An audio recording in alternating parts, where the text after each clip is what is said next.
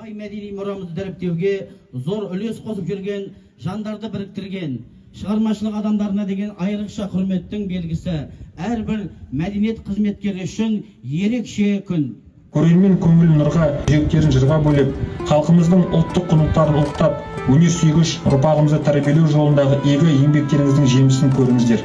Мәдениет және өнер қызметкерлерінің күнімен шын жүректен құттықтаймыз.